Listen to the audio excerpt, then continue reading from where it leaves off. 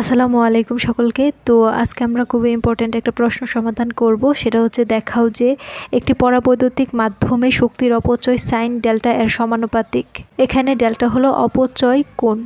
তো এই প্রশ্নটা সমাধান করার পূর্বে আমরা কিছু বেসিক জিনিস জেনে নিব, তারপর আমরা এই প্রশ্নটা সমাধান করব। তো এখানে খেয়াল করলে দেখব আমরা লিখছি যে ডেল্টা হলো অপচয় কোণ, তার মানে এখানে শক্তির অপচয় হচ্ছে। তো শক্তির অপচয় বা ডাইইলেকট্রিক যে লসটা হয় সেই লসটা কেন হয়, তো সে সম্পর্কে আমরা একটু জানার চেষ্টা করব। কিভাবে ডাইইলেকট্রিক লস হয় সেটা জানার জন্য আমরা এক্সাম্পল হিসেবে 4টা কন্ডিশন নিব ডাইইলেকট্রিক ম্যাটেরিয়ালের। তো যে ডাইইলেকট্রিক ম্যাটেরিয়ালটা নিব সেটাকে আমরা পরিবর্তনশীল ইলেকট্রিক ফিল্ডের মধ্যে স্থাপন করব। তো পরিবর্তনশীল ইলেকট্রিক ফিল্ড কি? পরিবর্তনশীল ইলেকট্রিক ফিল্ড বা টাইম বেরিং ইলেকট্রিক ফিল্ড হলো এমন একটা বৈদ্যুতিক ক্ষেত্র যা সময়ের সাথে সাথে পরিবর্তিত হয়। তো এসি বা অল্টারনেটিং কারেন্ট ওয়েভে পরিবর্তনশীল ইলেকট্রিক ফিল্ড কাজ করে, এজন্য আমরা এখানে এসি ওয়েভ ফর্ম নিব। তো আমাদের যে ইলেকট্রিক ফিল্ড রয়েছে এসি রূপে বেরি করবে। তো এসি মানে কি? এসি মানে হচ্ছে অল্টারনেট, হাফ সাইকেল পজিটিভ এবং হাফ সাইকেল নেগেটিভ থাকবে। তো এখানে আমরা খেয়াল করলে দেখব যে একটা এসি ওয়েভ ফর্ম, যেটা কজ বা সাইন দুইটাই হতে পারে, তো আমরা একটা সাইনোসয়েডাল ওয়েভ নিলাম। তো এর অর্ধেক হচ্ছে পজিটিভ দিকে এবং অর্ধেক হচ্ছে নেগেটিভ দিকে, এটাকে বলা হয় হচ্ছে এসি। তো এখানে আমরা একটা ইলেকট্রিক ফিল্ড অ্যাপ্লাই করব, অ্যাপ্লাইড ইলেকট্রিক ফিল্ড যা পরিবর্তনশীল ইলেকট্রিক ফিল্ড দেখাবে।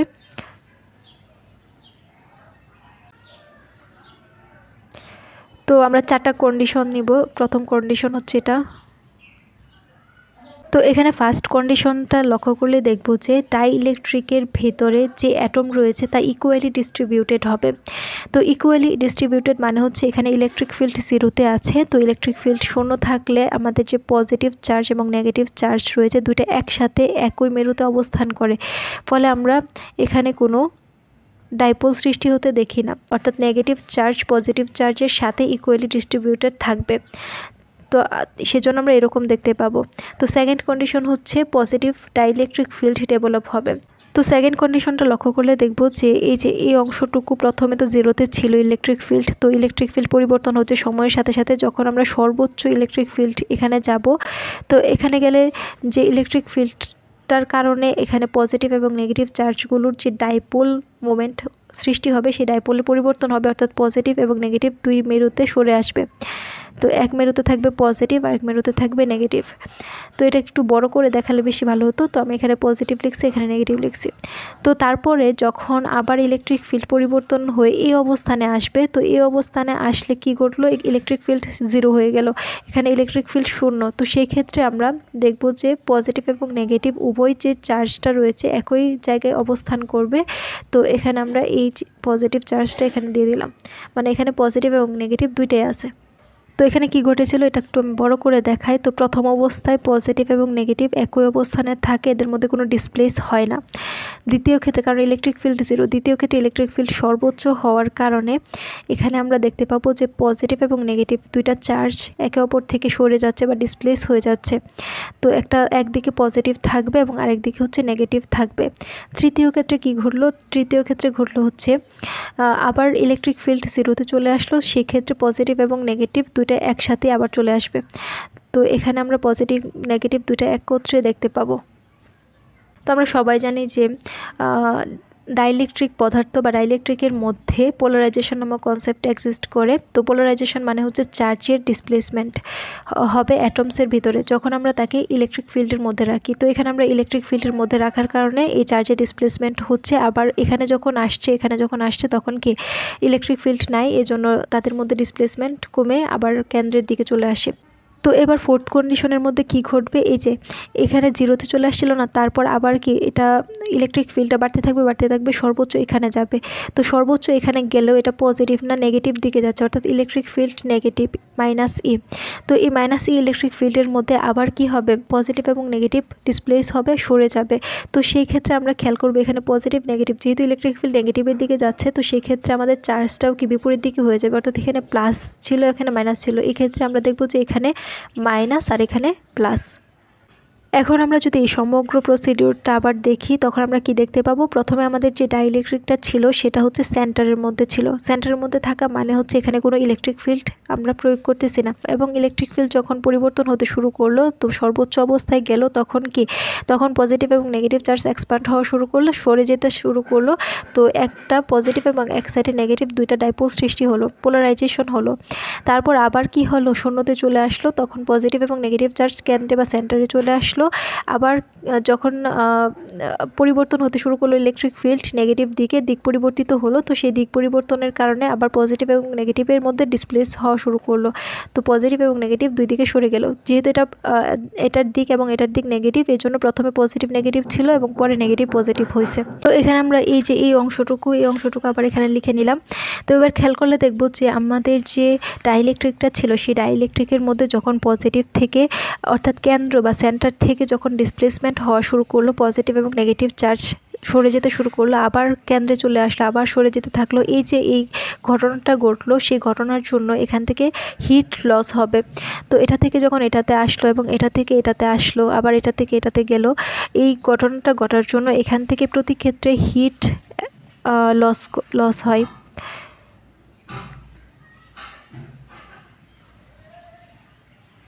আর হিট লস হওয়া মানে হচ্ছে ডাইইলেকট্রিক লস।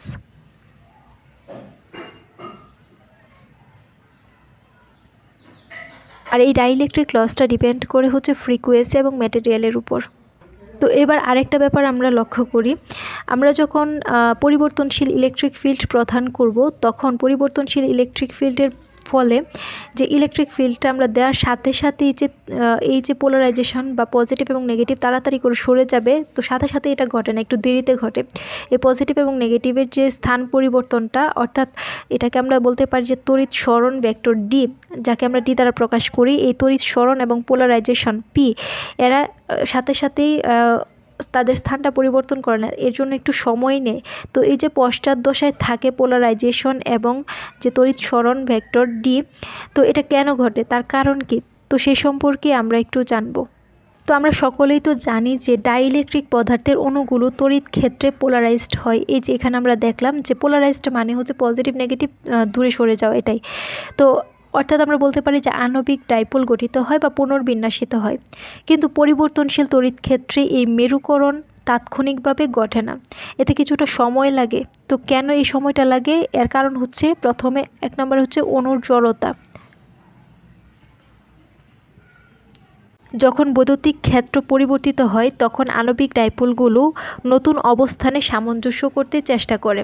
তো প্রথমে একসাথে ছিল, তখন পজিটিভ দিক একদিকে সরে যাচ্ছে, নেগেটিভ একদিকে সরে যাচ্ছে। তো এই সরে যাওয়ার ফলে নতুন যে অবস্থানে তারা থাকবে সেই অবস্থানে সামঞ্জস্য করার চেষ্টা করে।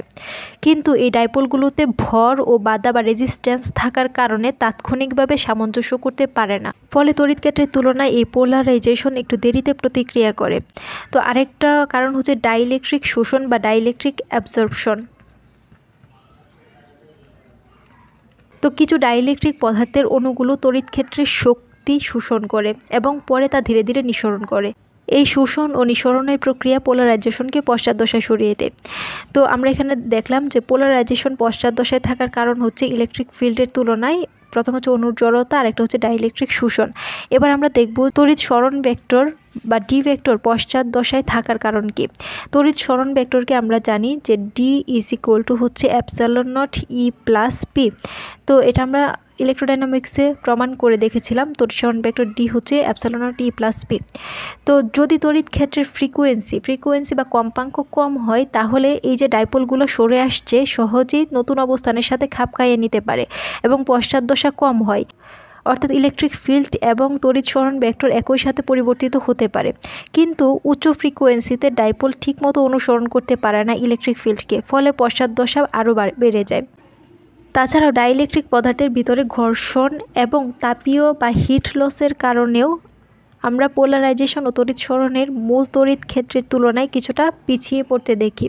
তো এবার আমরা আমাদের আনসারে চলে আসি। তো আনসারের মধ্যে প্রথমে আমরা এই কথাগুলো লিখব যেগুলো আমরা এখন বললাম, যে কোনো পরাবৈদ্যুতিক পদার্থকে একটি পরিবর্তনশীল তড়িৎ ক্ষেত্রে স্থাপন করলে পোলারায়ন পি সময়ের সাথে পর্যায়ক্রমিকভাবে পরিবর্তিত হয়, অর্থাৎ পজিটিভ এবং নেগেটিভ এই দুইটা চার্জ দুই মেরুতে সরে যায়। এবং এই সরে যাওয়ার কারণে কি ঘটে, যে তড়িৎসরণ ডিটা পরিবর্তিত হয়। তো এরূপ ক্ষেত্রে তড়িৎসরণ ডি সময়ের সাথে পরিবর্তিত হয়। সাধারণভাবে পোলারায়ন পি ও তড়িৎসরণ ডি তড়িৎ ক্ষেত্র ই এর সাপেক্ষে পশ্চাৎদশায় থাকে, যা আমরা এতক্ষণ ধরে আলোচনা করলাম কেন থাকে। তাই যদি E is equal to E naught cos omega T হয়, তবে আমরা লিখতে পারি D is equal to D naught cos omega T minus delta. তো এই যে সম্পর্ক দুইটা লিখলাম, তো সম্পর্ক দুইটার পরিচয় তো আমাদের অবশ্যই জানতে হবে। তো আমরা এই প্রথমে এই E is equal to E naught cos omega T সম্পর্কে একটু জেনে নেই। তো ই কি? ই হচ্ছে ইলেকট্রিক ফিল্ড বা পরিবর্তনশীল ইলেকট্রিক ফিল্ড। আর হচ্ছে ই নট হচ্ছে বৈদ্যুতিক ক্ষেত্রের বা ইলেকট্রিক ফিল্ডের সর্বোচ্চ মান বা অ্যামপ্লিটিউড। ওমেগা হচ্ছে কৌণিক কম্পাঙ্ক আর টি হচ্ছে সময়। তো এই যে সম্পর্কটা রয়েছে, এই সম্পর্কটা নির্দেশ করে যে বৈদ্যুতিক ক্ষেত্রটি একটি পরিবর্তনশীল বা অ্যাসি বৈদ্যুতিক ক্ষেত্র, যা সময়ের সাথে কসময়েডালভাবে পরিবর্তিত হয়। এটি একটি হারমোনিক তরঙ্গের বৈশিষ্ট্য প্রকাশ করে, যেখানে বৈদ্যুতিক ক্ষেত্র সময়ের সাথে দোলন করে। তো এই ধরনের বৈদ্যুতিক ক্ষেত্র পরাবৈদ্যুতিক পদার্থের পোলারাইজেশন সৃষ্টি করে, যার ফলে বৈদ্যুতিক ধ্রুবক অ্যাপসিলন নির্ণয় করা যায়। তো এখানে D is equal to D naught cos omega T minus delta দ্বারা কী বুঝি? তো এখানে ডি হচ্ছে নির্দিষ্ট সময় টিতে বৈদ্যুতিক স্থানচ্যুতি ক্ষেত্রের মান, অর্থাৎ পজিটিভ নেগেটিভের যে স্থানচ্যুতি ঘটলো সেই স্থান কতটুকু পরিমাণ চ্যুতি হলো সেটাই নির্দেশ করে ডি দ্বারা। ডি নট হচ্ছে যে স্থানচ্যুতি ক্ষেত্রটা রয়েছে, স্থানচ্যুতি ক্ষেত্রের সর্বোচ্চ মান বা অ্যামপ্লিটিউড। ওমেগা তো কৌণিক কম্পাঙ্ক, আগেই বললাম। তো এখানে ডেল্টা কি? ডেল্টা হচ্ছে ফেজ ডিফারেন্স, যা বৈদ্যুতিক স্থানচ্যুতি ক্ষেত্র বা তড়িৎ সরণ ডি এবং বৈদ্যুতিক ক্ষেত্র বা ইলেকট্রিক ফিল্ড ই এর মধ্যে সৃষ্টি হয়। তো এখানে D is equal to D naught cos omega T minus delta, এই যে সম্পর্কটা রয়েছে, এই সম্পর্কটির জটিল পরাবৈদ্যুতিক ধ্রুবক অ্যাপসিলন স্টার, যাকে আমরা জটিল পরাবৈদ্যুতিক ধ্রুবক হিসেবে চিহ্নিত করি। তো এই অ্যাপসিলন স্টার নির্ণয়ে ব্যবহৃত হয়, যা বৈদ্যুতিক ক্ষয় নির্ধারণে ব্যবহৃত হয়।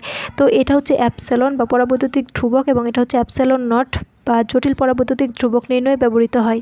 তো এখানে আমরা কি লিখতে পারি, যে D naught cos omega T minus delta. আমরা যদি কসের একটা সূত্র অ্যাপ্লাই করি, যে কস এ মাইনাস বি, সেই সূত্রটা কী ছিল?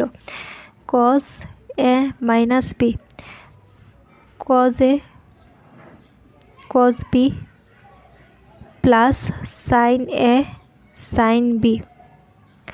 তো এই সেম সূত্রটা আমরা এখানে অ্যাপ্লাই করব, তখন আমরা পাবো হচ্ছে কস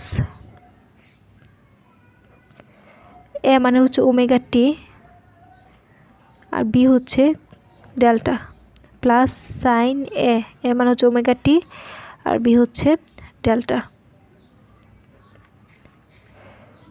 তো এবার আমরা লিখতে পারি D one cos omega T plus D two sine omega T.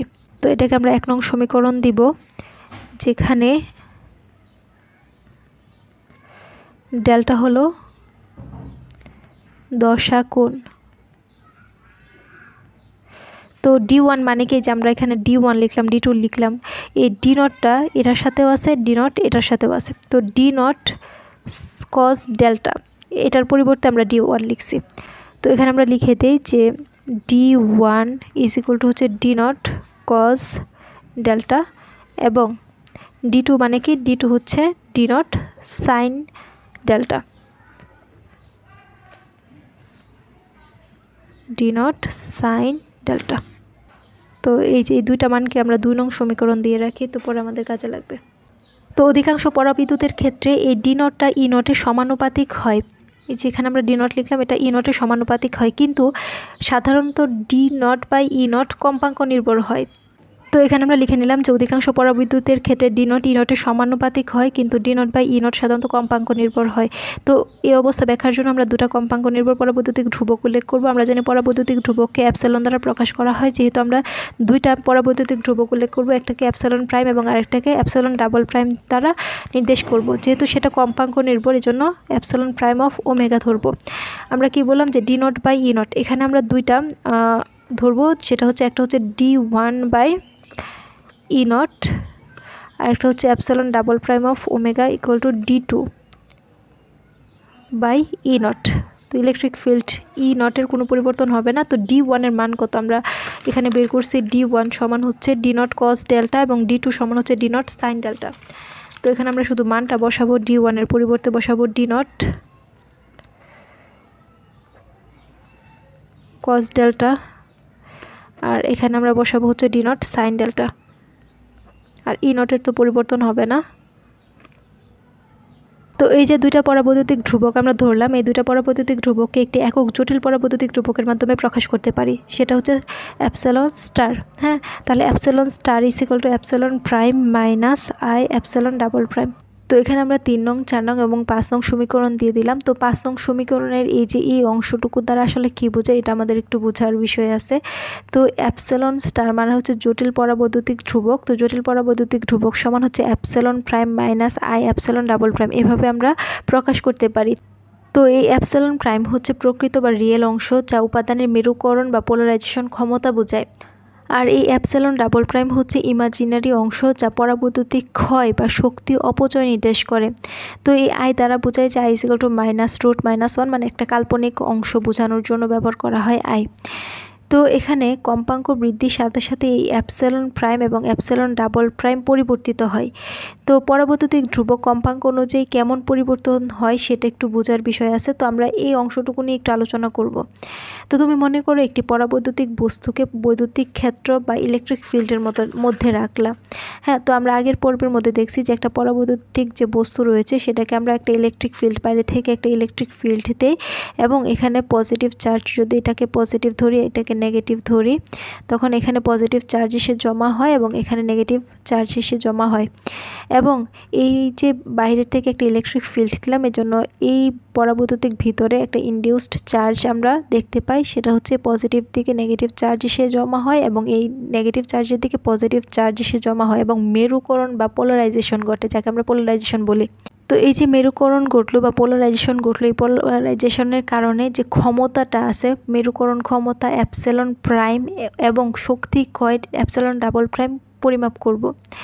তো যখন কম্পাঙ্ক খুব কম থাকে বা ডিসি বা কয়েক হার্জ থেকে কিলো হার্জের মধ্যে থাকে, তখন সব ধরনের মেরুকরণ কাজ করতে পারে, যেমন স্পেস, চার্জ, ডাইপোলার বা আয়নিক, ইলেকট্রনিক, সব ধরনের যে মেরুকরণগুলো রয়েছে সেগুলো আমরা এখানে কাজে লাগাতে পারবো।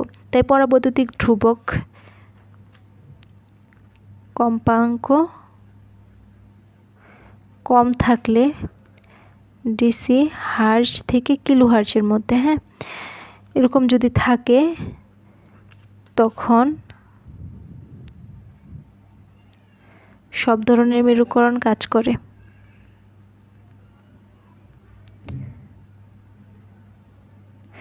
এ সময় আমাদের যে ধ্রুবকগুলো রয়েছে, একটা হচ্ছে রিয়েল পার্ট বা বাস্তব এবং একটা হচ্ছে অবাস্তব। রিয়েলটা হচ্ছে আমাদের ক্ষমতা নির্দেশ করে এবং অবাস্তব অংশটুকু হচ্ছে শক্তি ক্ষয় নির্দেশ করে। তো যখন কম্পাঙ্ক কম থাকে, এই এপসিলন প্রাইম বা যে রিয়েল পার্ট রয়েছে সেই পার্টটা খুব বেশি থাকে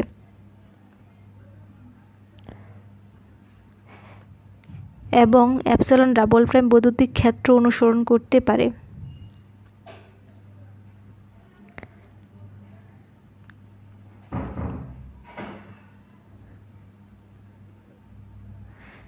আমরা কিছুক্ষণ আগে পড়ছিলাম যে ইলেকট্রিক ফিল্ড যদি আমরা দিই, তার অনেকক্ষণ পরে এই যে মেরুকরণের যে ঘটনা ঘটে, প্লাস মাইনাস দূরে সরে যায়, সরণটা ঘটে, তো এটা অনেক পরে ঘটে, পোলারাইজেশনটা একটু দেরিতে বা লেট করে ঘটে।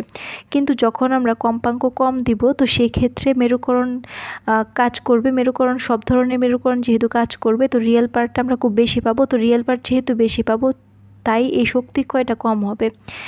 তো শক্তি ক্ষয় প্রায় দেখাই যাবে না, এরকম একটা অবস্থা হবে।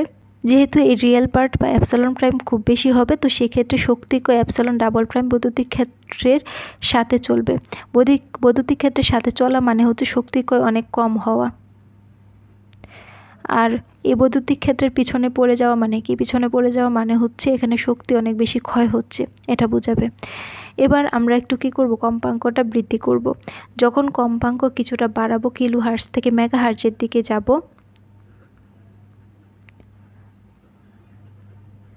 সেক্ষেত্রে এপসিলন প্রাইমটা ধীরে ধীরে কমতে শুরু করবে। তো এখানে খুব বেশি ছিল না, এই রিয়েল পার্টটা বা এপসিলন প্রাইমটা বা যে মেরুকরণ ক্ষমতাটা সেটা ধীরে ধীরে কমতে থাকবে।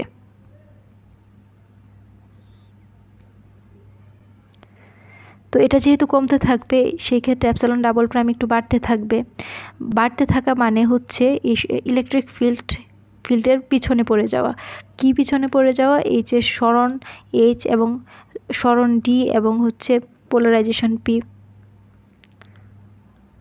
তো এখানে বাড়তে থাকে কারণ হচ্ছে ডাইপোল মেরুকরণ পুরোপুরি অনুসরণ করতে পারে না ওই ইলেকট্রিক ফিল্ডকে এবং শক্তি কিছু তাপে পরিণত হয়ে যায়। যখন আমরা কম্পাঙ্ককে আরও বেশি বৃদ্ধি করব, মেগাহার্টজ থেকে গিগাহার্টজে নিয়ে যাব, তো সেই ক্ষেত্রে ডাইপোল মেরুকরণ আর কাজ করতে পারে না, শুধু আয়নিক ও ইলেকট্রনিক মেরুকরণ থাকে। ফলে এই যে অ্যাপসিলন প্রাইমটা আরও কমে যায় এবং শক্তি ক্ষয় অ্যাপসিলন ডাবল প্রাইম অনেক বেশি বেড়ে যায়, কারণ ডাইপোলগুলো বৈদ্যুতিক ক্ষেত্র অনুসরণ করতে পারে না। আর আমরা যদি অনেক বেশি যখন আলোর পরিমাণ কম্পাঙ্কে পৌঁছে যায়, তো সেই ক্ষেত্রে আমরা দেখব যে অ্যাপসিলন প্রাইম অনেক কমে যায় এবং সেক্ষেত্রে দেখা যায় অ্যাপসিলন ডাবল প্রাইমও কমে যায়, যেতে শুরু করে। যেমন আমি একটা উদাহরণ দিতে পারি যে তেলের বোতলকে যদি আমরা অনেক জোরে বেশি জোরে ঝাঁকাতে থাকি, তো সেই ক্ষেত্রে মানে আলোর ব্যাগের সমান জোরে ঝাঁকাতে থাকি, সেই ক্ষেত্রে আমরা দেখব যে তেল আর নড়াচড়া করবে না, শুধুমাত্র এটার ভিতরে যে ইলেকট্রন, সেই ইলেকট্রনের মুভমেন্টটা শুধু দেখতে পারবো। তো এটাই মূলত আমরা বুঝবো যে কম্পাঙ্কের সাথে এই অ্যাপসিলন প্রাইম এবং অ্যাপসিলন ডাবল প্রাইমের যে সম্পর্ক। এবার আমরা আমাদের আনসারে চলে যাই। তো এই সম্পর্কটা বোঝানোর জন্য আমি এতগুলো কথা বললাম। তো এবার আমরা এই 4 নং ভাগ 3 নং করব। তো 4 নং ভাগ 3 নং হতে pi epsilon double prime divided by, এটা কম্পাঙ্কের উপর নির্ভরশীল, অ্যাপসিলন প্রাইম অফ ওমেগা। তো সেক্ষেত্রে আমরা এই যে এই দুইটা অংশ ভাগ করব। তো D naught divided by E naught, আর সাথে আছে হচ্ছে সাইন ডেল্টা ভাগ। তো এই ভাগটাকে যদি আমরা গুণ বানাই তখন কি উল্টে যাবে না, তো আমি এক লাইনে উল্টাই ফেলি, ই নটটা উপরে উঠে যাবে, আর এটাকে গুণ বানালে আর হচ্ছে ডি নট সাইন ডেল্টা নিচে থাকবে, D not sign cos delta. প্রথমে আমরা এই অংশটুকু লিখছি ভাগ এই অংশটুকু, যেহেতু ভাগকে গুণ বানাইছি তো ই নটের উপর উঠে যাবে, ডি নট কস ডেল্টা নিচে নেমে আসবে। তারপরের লাইনে কি হবে, ই নট কাটা যাবে, ডি নট কাটা যাবে, sine delta by cos delta মানে হচ্ছে ট্যান ডেল্টা। তাহলে আমরা tan delta is equal to কি লিখতে পারি, tan delta is equal to epsilon double prime of omega divided by epsilon prime of omega. এটা খুবই ইম্পর্ট্যান্ট একটা সমীকরণ, যেটা হচ্ছে 6 নং সমীকরণ। তো এখানে আমরা লিখে নিলাম যে যেহেতু অ্যাপসিলন প্রাইম ও অ্যাপসিলন ডাবল প্রাইম উভয়ই কম্পাঙ্ক নির্ভর, তাই দশা কোণ ডেল্টা কম্পাঙ্ক নির্ভর হবে। পরাবিদ্যুতের মধ্যে তাপ শক্তিরূপে যে শক্তির ক্ষয় হয় তা অ্যাপসিলন ডাবল প্রাইমের সমানুপাতিক। এটা দেখানোর জন্য একটি পরাবিদ্যুৎযুক্ত ধারক বিবেচনা করি। তো আমরা জানি যে তড়িৎ সরণ vector D vector is equal two 4 pi sigma. Sigma হচ্ছে ঘনত্ব, চার্জের যে ঘনত্বটা রয়েছে সেটা, কিন্তু এখানে আমরা এই সিগমার পরিবর্তে কিউ ব্যবহার করব, তো 4 পাই কিউ। তো এখান থেকে যদি আমরা কিউ এর মানটা বের করি, Q is equal to D divided by 4 pi. এবার আমরা ধারকের প্রবাহ ঘনত্বটা বের করব। প্রবাহ ঘনত্ব আই সমান সমান সূত্র জানি যে D Q divided by DT. ধারকের প্রবাহ ঘনত্ব আই সমান হচ্ছে D Q divided by DT. এবার কিউ এর মানটা বসাই, কিউ এর মান কত, ডি বাই 4 পাই। তাহলে D DT D divided by 4 pi, 1 divided by 4 pi তো কনস্ট্যান্ট, আমরা বাইরে নিয়ে আসতে পারি 1 ডিভাইডেড বাই 4 পাই। তাহলে এখানে থাকবে ডি ডি ডিটি। ডি এর মানটা আমরা পাইছিলাম 2 নং সমীকরণ মনে হয়। তো এখানে আমরা খেয়াল করলে দেখব যে 2 নং সমীকরণের মধ্যে এক নং সমীকরণের মধ্যে ডি এর মান দেওয়া আছে যে D1 cos omega T plus D2 cos sine omega T. তো এই মানটা আমরা একটু বসাবো এখানে। তো 1 নং হতে যে মানটা ছিল সেটা আমরা এখানে বসাবো 1 divided by 4 pi D DT. D এর মান হচ্ছে D1 cos omega T plus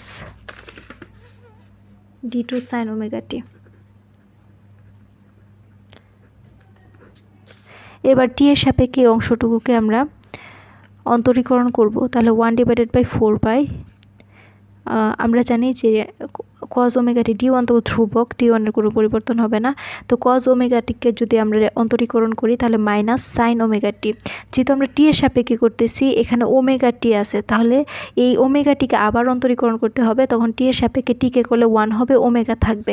তাহলে এখানে আমরা ওমেগা থাকবে, D1 থাকবে এবং কজ ওমেগা টি হয়ে যাবে মাইনাস সাইন ওমেগা টি।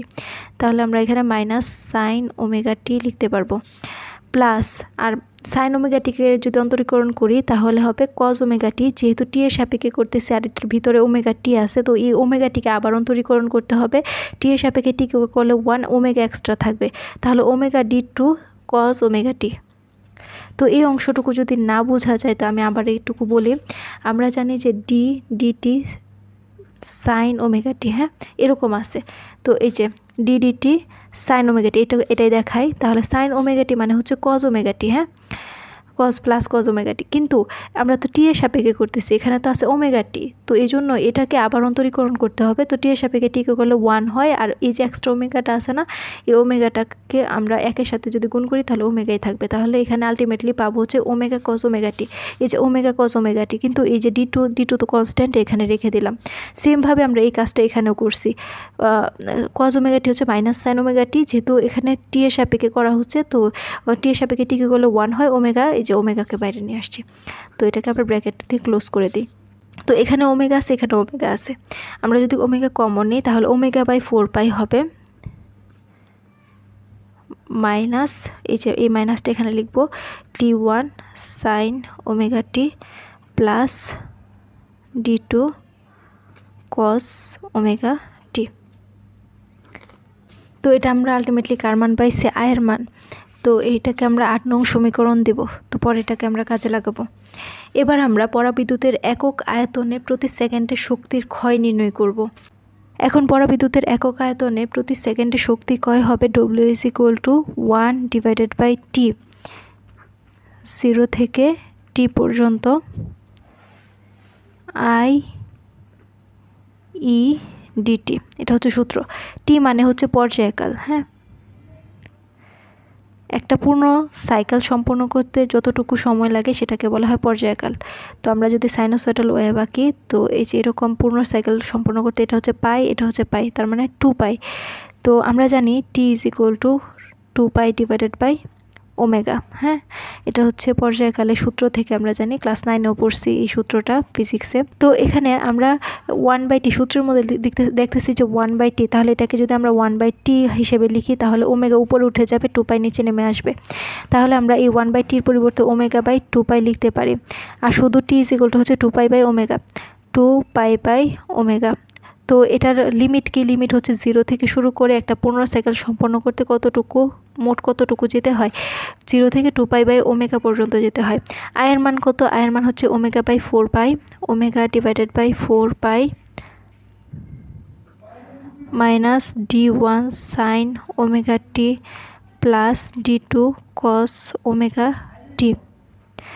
আর হচ্ছে এর মান কত, এর মান হচ্ছে আমরা জানি যে এখানে আমরা বের করছিলাম is equal to E naught cos omega T, তাহলে আমরা এখানে এর পরিবর্তে লিখব ই নট কস ওমেগা টি, আর সাথে আছে কি ডিটি। তো এই অংশটুকু আমি নতুন একটা পেজের মধ্যে লিখবো আমাদের বোঝার সুবিধার জন্য। তো এখানে আমরা লিখে নিলাম। এবার আমরা এখানে কি কাজ করতে পারি, এই যে ওমেগা বাই 4 পাই আমরা এই ইন্টিগ্রেশনের বাইরে বের করে দিতে পারি, কারণ এটা হচ্ছে কনস্ট্যান্ট মান। যদি ইন্টিগ্রেশনের বাইরে আসে তাহলে ওমেগা ওমেগা গুণ হয়ে যাবে ওমেগা স্কোয়ার ডিভাইডেড বাই 4 দুগুণে 8, 8 পাই স্কোয়ার। তো এখানে থাকবে 0 থেকে 2 পাই বাই ওমেগা, তো minus D1 sine omega T plus D2 cause omega টি। আমরা কি করব, এখানে এই ই নোটও তো কনস্ট্যান্ট, ই নোটটাকেও আমরা বাইরে বের করে দিব।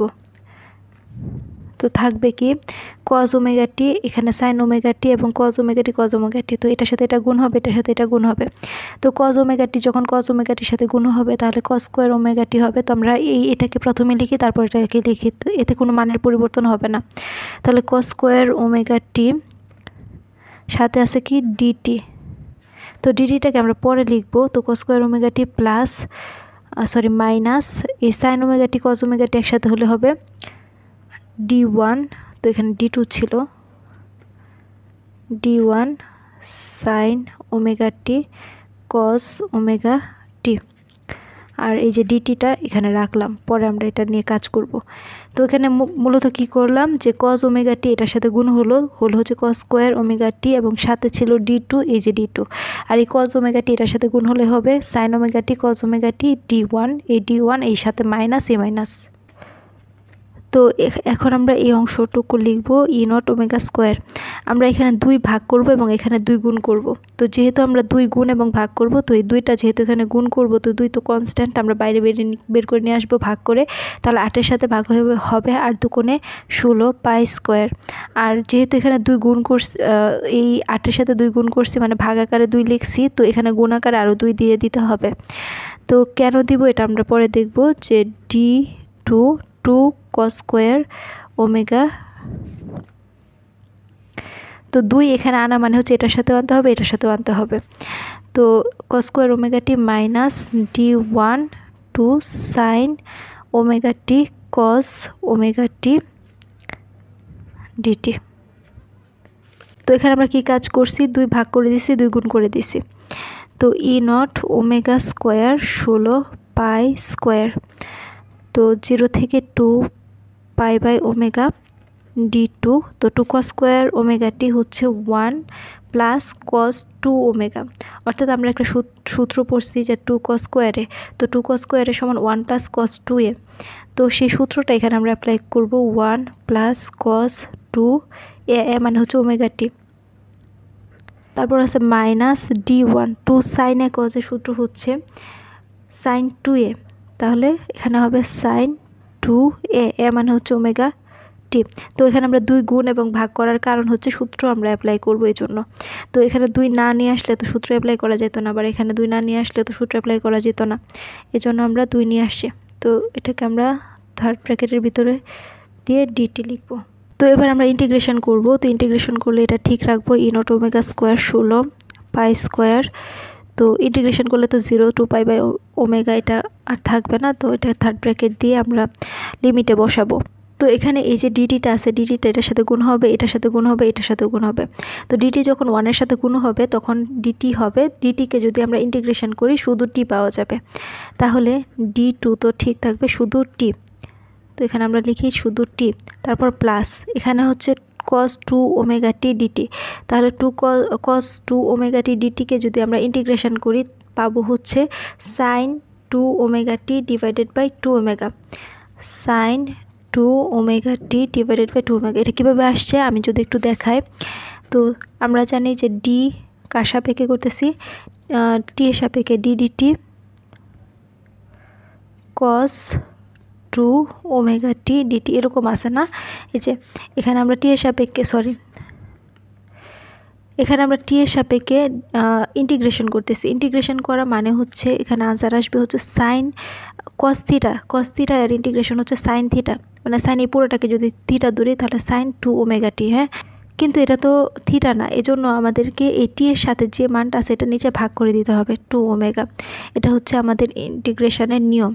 তো সেমভাবে এই অংশটুকু আমরা ইন্টিগ্রেশন করব। তো এই অংশটুকু ইন্টিগ্রেশন করলে হবে d1 সাইন 2 ওমেগা টি। এটার যে আনসারটা সেটা হবে minus cos 2 omega T divided by, যেহেতু টি এর সাথে 2 ওমেগা আছে 2 ওমেগাটা ভাগ করে দিতে হবে।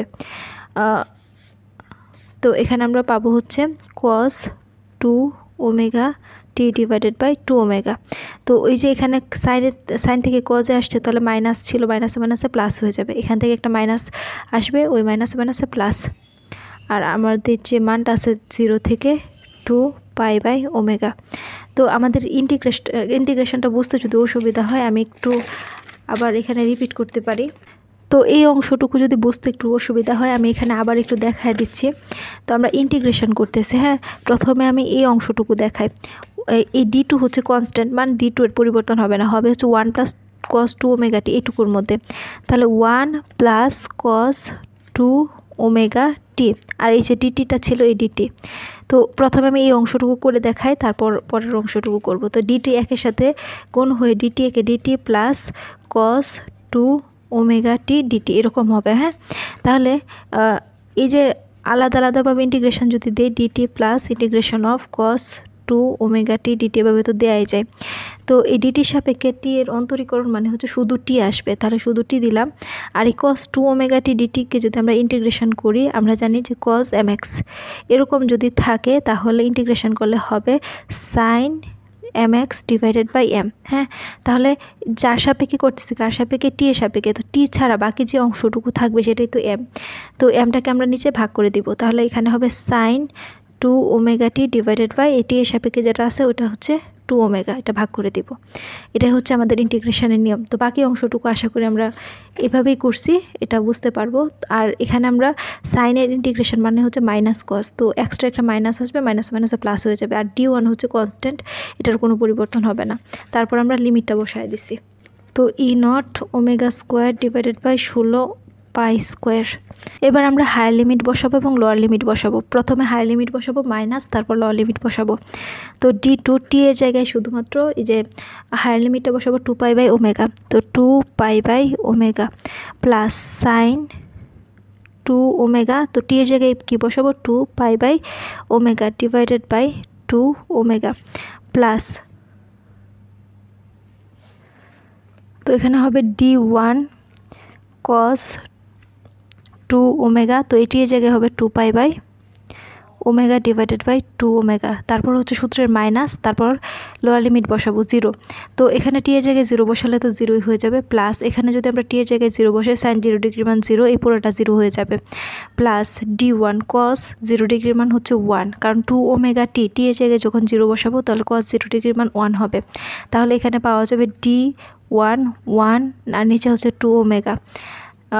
তো এই অংশটুকু পাওয়া গেল। এখন আমরা লিমিট বসানো শেষ, একটু সলভ করব। E0 omega square 16 pi square. হ্যাঁ, তো এখানে কি থাকবে d2 2 pi by omega, d2 2 pi by omega. আমরা জানি যে ওমেগা ওমেগা কাটা গেলে 2 দুগুণে 4 4 পাই। আমরা জানি যে সাইন 1 পাই 2 পাই 3 পাই, সাইন 1 পাই, সাইন 2 পাই, সাইন 3 পাই, এভাবে সাইন n পাই পর্যন্ত যদি যাই সবার মান হচ্ছে 0। তো এখানে আমরা দেখতেছি যেখানে সাইন 4 পাই, তার মানে সাইন 4 পাই এর মানও 0, 0-র সাথে যাই ভাগাকারে থাকুক না কেন সেটা 0 হয়ে যাবে। তো এই অংশটুকু 0 হয়ে যাবে, প্লাস d1 এখানে cos ওমেগা ওমেগা কাটা 4 পাই, আমরা জানি cos 4 পাই এর মান হচ্ছে 1, তাহলে 1/2 ওমেগা থাকবে। তো এখানে থাকবে d1 1/2 ওমেগা, আর এখানে আছে মাইনাস d1 1/2 ওমেগা। তো d1 1/2 ওমেগা ও d1 1/2 ওমেগা কাটা যাবে, তো থাকবে ultimately E0 omega square 16 pi square into d2 2 pi by omega. যদি আমরা কাটাকাটি করি তাহলে এখানে ওমেগা, এখানে একটা ওমেগা থাকবে, এখানে পাই, এখানে একটা পাই থাকবে, 2 8 থাকবে। আর এখানে d2 এর মান কত, আমরা এই যে শুরুতে d2 এর মানটা লিখছিলাম না, d0 সাইন ডেল্টা, তাহলে আমরা d2 এর পরিবর্তে লিখব d0 সাইন ডেল্টা। তো এখানে থাকবে E0 ওমেগা d0, d2 এর পরিবর্তে d0 sign delta divided by নিচে থাকবে 8 পাই।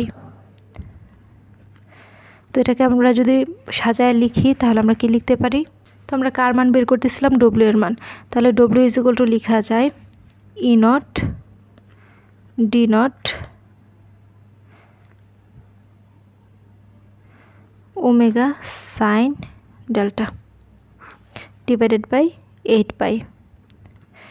তো খেয়াল করলে দেখব যে এই যে ডব্লিউ মানে কি, ডব্লিউ মানে হচ্ছে একক আয়তন প্রতি সেকেন্ডে শক্তি ক্ষয়। তো শক্তির যে অপচয় এটা সাইন ডেল্টার সমানুপাতিক, কারণ E0 d0 omega divided by 8 পাই এরা কনস্ট্যান্ট, এদের পরিবর্তে আমরা একটা সমানুপাতিক চিহ্ন নিয়ে আসতে পারবো, তাহলে ডব্লিউ সমানুপাতিক হচ্ছে সাইন ডেল্টা। তাহলে লিখতে পারবো যে অতএব শক্তি অপচয় সাইন ডেল্টা এর সমানুপাতিক। এই কারণে সাইন ডেল্টাকে অপচয় গুণক বা লস ফ্যাক্টর এবং ডেল্টাকে অপচয় কোণ বলা হয়। তো এই অংশটুকু এখানে লিখে দিব, তাহলে আমাদের আনসার শেষ।